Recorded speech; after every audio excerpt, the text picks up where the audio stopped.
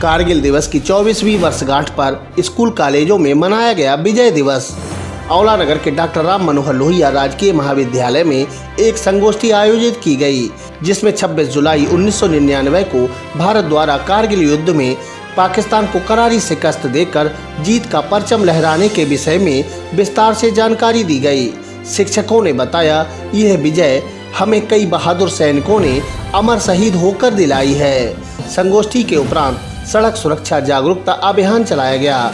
वहीं नगर के चाचा नेहरू इंटर कॉलेज में कारगिल दिवस के अवसर पर जूनियर डिवीजन एनसीसी कैडेट्स के मध्य भाषण, क्विज व निबंध प्रतियोगिता कराई गई, जिसमें कैडेट्स ने बढ़ चढ़कर प्रतिभाग किया। कॉलेज शिक्षकों ने विद्यार्थियों को सेना में जाने के लिए प्रेरित कर वीर शहीदों को श्रद्धांजलि दी। पुरानी रंजिश को लेकर दो पक्ष आपस में भिड़े, 4 घायल, दोनों पक्षों के 19 लोगों पर रिपोर्ट। आंवला के गांव मोहम्मदपुर पथरा में पुरानी रंजिश को लेकर दो पक्षों में जमकर लाठी डंडे चल गए। मारपीट में दोनों पक्षों के 4 लोग घायल हो गए। पुलिस ने घायलों को उपचार के लिए अस्पताल भेजा है। वहीं दोनों ने एक दूसरे पर आरोप लगाकर रिपोर्ट दर्ज कराई है।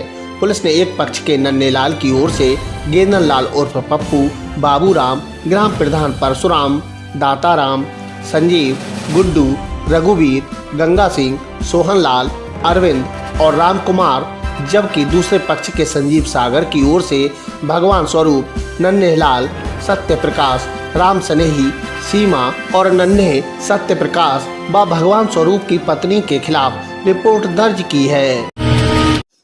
टेम्पो ने बाइक को मारी टक्कर, मां बेटा घायल।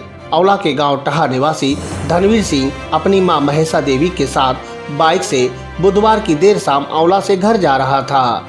नगर के बजीरगंज चौराहे के समीप एक टेम्पो ने बाइक को टक्कर मार दी, जिससे दोनों मां बेटा घायल हो गए। मौके पर पहुंची पुलिस ने दोनों घायलों को उपचार के लिए अस्पताल भेजा है।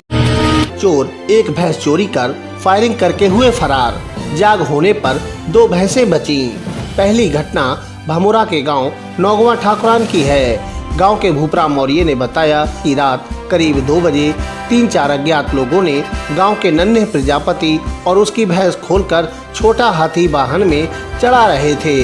इसी दौरान उसका बेटा महावीर जाग गया और शोर मचा दिया। शोर सुनकर वह लोग भागने लगे। ग्रामीणों ने उनका पीछा किया। इसी बीच उक्त लोगों ने 4 राउंड फायरिंग की। पीछा करने के दौरान देवचरा में छोटा हाथी का डाला खुलने से नन्हे प्रजापति की भैंस वाहन से गिर गई, जबकि उसकी भैंस को लेकर चोर फरार हो गए।